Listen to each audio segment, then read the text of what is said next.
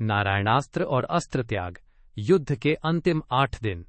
नमस्कार दोस्तों, आज हम लेकर आए हैं महाभारत के युद्ध के उन अंतिम 8 दिनों की एक बेहद रोमांचक कहानी। इस कहानी में मुख्य भूमिका निभाएंगे अश्वत्थामा, पांडव, श्री कृष्ण और कौरवों के सेनापति।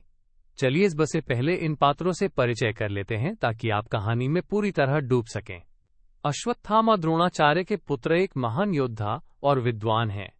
उनके भीतर पिता की तरह ही गहरा संघर्ष और समर्पण छिपा है।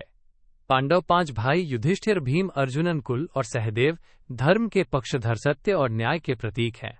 श्री कृष्ण जो पांडवों के सारथी और मार्गदर्शक हैं, वे केवल एक मित्र नहीं बल्कि धर्म के रक्षक भी हैं। दूसरी ओर कौरवों का नेतृत्व दुर्योधन और उनके सेनापति कर रहे हैं, जो अपनी सत्ता और अहंकार की खातिर युद्ध में जुटे हैं। ये कहानी महाभारत युद्ध के अंतिम 8 दिनों की है, जब युद्ध अपने चरम पर था और दोनों पक्षों की थकान चरम सीमा पर थी। इसी बीच अश्वत्थामा ने एक भयानक अस्त्र, नारायणास्त्र चलाया, जो युद्ध के नियमों और धर्म की परीक्षा लेता है। तो चलिए कहानी शुरू करते हैं। युद्ध के मैदान में घमासान जारी था। कौरवों की सेना ने एक बार फिर भारी प्रहार किया।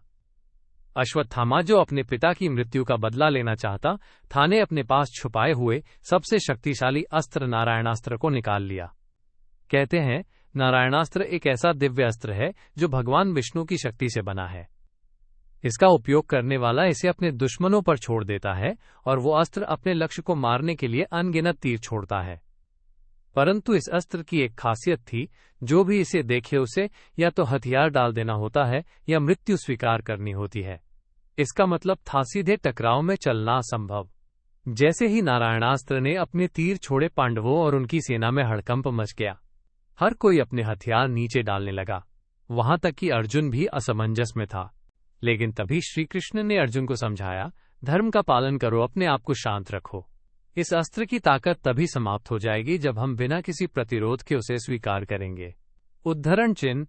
यहाँ एक बड़ा सवाल उठता है, जब एक युद्ध में सेनापति अपने सैनिकों को आदेश देता है परंतु एक दिव्य आदेश सामने आता है, तो किसका पालन करें? कौरवों ने नारायणास्त्र का प्रयोग करके युद्ध में जीत पाना चाहा, लेकिन पांडवों ने श्रीकृष्ण के मार्गदर्शन में धर्म और शांति को अपनाया। अश्वत्थामा ने देखा कि पांडव और उनकी सेना ने हथियार डाल दिए बिना किसी संघर्ष के। नारायणास्त्र ने भी अपना प्रहार बंद कर दिया, क्योंकि उसका नियम था कि जो भी इसे बिना प्रतिरोध स्वीकार करे उसे कुछ नहीं होगा।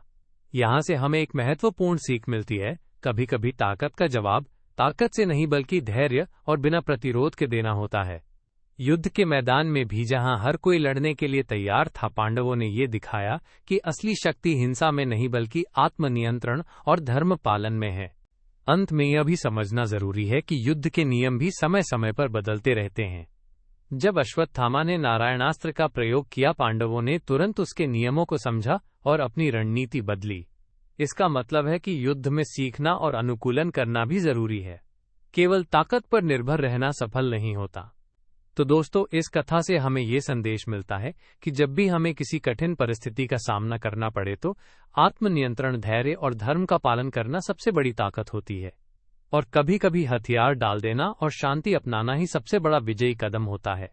युद्ध के इन अंतिम 8 दिनों की यही कहानी है, न केवल लड़ाई की बल्कि समझदारी, धैर्य और धर्म की भी।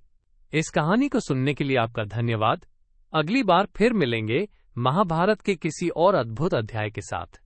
जय श्री कृष्ण।